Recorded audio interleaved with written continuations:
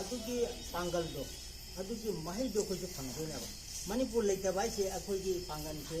खुद अनी जाओ जब का चमान दे ना हाय मैम पुनः खुंद्रा मैम इकोनो खुमजरी अदो ngasi वीडियो सिदी को लुपाबारीदा मेरा पाइबी इमा सिंगना को लेखिद्राबा जिरीगी इचिनिनाव मैम सिंगी दमकता कैंडल मार्च रैली अमा चसगनी को इमा इचिनिनाव मैम सिंगदो को ईश्वरगी खुयादा नुंगाइना इंगना चिपना लेरुनबगी दमकता मैमना ईश्वरदा थौनेजरी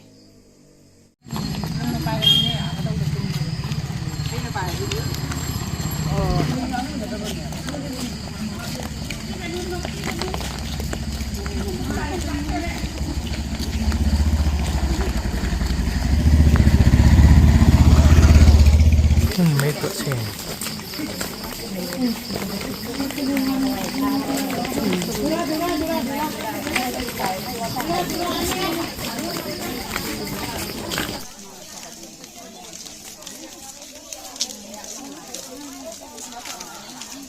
अदो मैम कैंडल मार्च रैली चलुरबा मतुंगदा को महादेव तमो ईश्वरगी मफमदा मैरा कचरी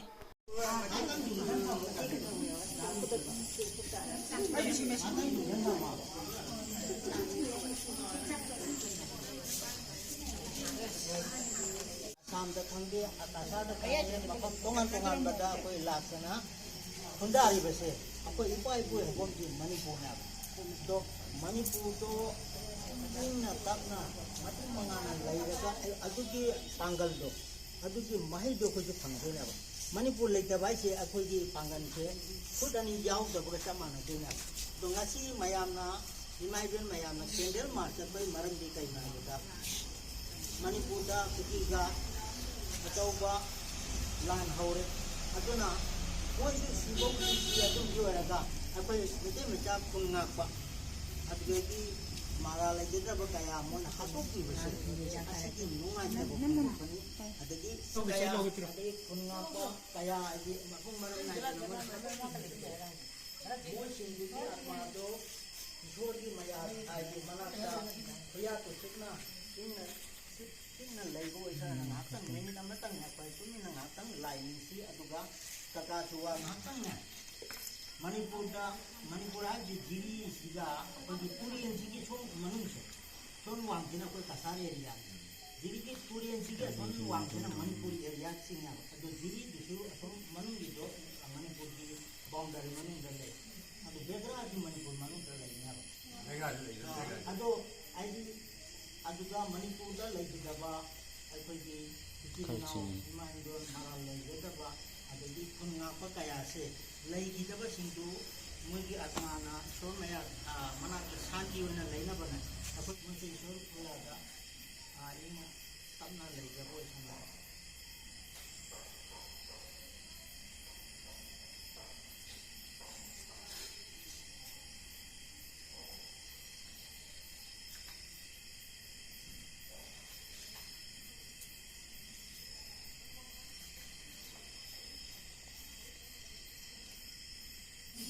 हंदक थोकिबा थोकबा जिरी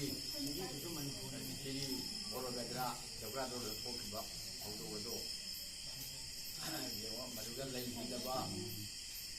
लेगिदबा खुंगापसिंग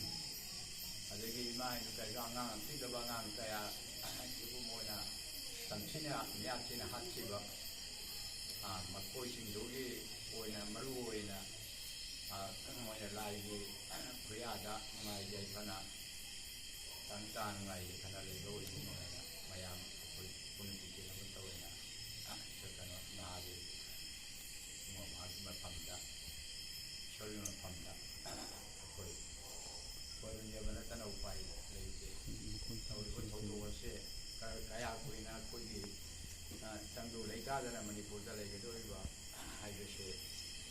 तोना चंदो लेकाबा मको पर पोषण वाय ने छोड़ी तुमना मेरे के पर मैं अपना मत ini wai wa hani rupai bali hairaga mayam na khangai aduga akoi khunjigi akang na badi akoi mete na tari 1000 gram haira khangai rupai bali ji manja oye दुरुपाई बाली हारगा मयाम अतोपना खंगे अदो मफम सिदा लैबा इमा इंदोन इचे इचन सिंगना कैंडल मार्च चलीबसे मणिपुर दा पुकरी सिंगना मरा लेजेगबा इतम कया हातोपा अदगी खुंगा चरिबा मरा लेजेगबा कया इमा इजेन अदगी नुपी angang apik प्रभाव ना यासिना हातोपी बसे मसी नुंगाई तब फोंदोपनी अदगी अमना अखोइना चलिसे WNC की अंदर मखादा WNC की वर्ल्ड मेटे काउंसिल नाम लई पृथ्वी की ओइबा कमिटी में लई अदुगी अंदर अदुगी मखादा ने खोले चलिसे पृथ्वी पुनो सामनारी में पृथ्वी दा लईबा लईबा पुनो मखे असिदा लईबा मेटे पुनो मखे अमत ओइना अखोय मणिपुर दा थोइबा थगोक से अखोय पुनो मंगने जानिंग दे हाइबसे फोंदोपनी अदुगी armed forces special power act मफम खरा दा मुपिसल पसे मणिपुर मियाम नसु कनो तौदे जानिंग दा फोंदोई अदो कैबिनेट नसु कनो तौग्रे ना ताई मथक्ता लौथोकिना बा पिखत खरे बा पाउ ताई अदुसु अइफैना थमनिंगे अदुगा मणिपुर से स्टेट अमदी सेंट्रल गवर्नमेंट अनिमकना कांगदु लेताबा लेबा कमा थुना जांगना पोरना बा होना बिउ हायरागा आई मतंग असिदा लोसनजरगे मैरा पाइबी नुपी लोग अखोइना खुंगंग अमगी ओइना लेबाक्सिदा थोइबा मणिपुर अमसुंग गिरिबामदा थोइबा वाथोक्सिगिदमक्ता अवाबा फोंदोकपैदमक्ता अखोइ इमा मयामना इमाइबेन मयामना मैरा ममम ईश्वरगी मफमदा कचरी नुंगाई साइबना असी हारगा आइसु लोसनजरगे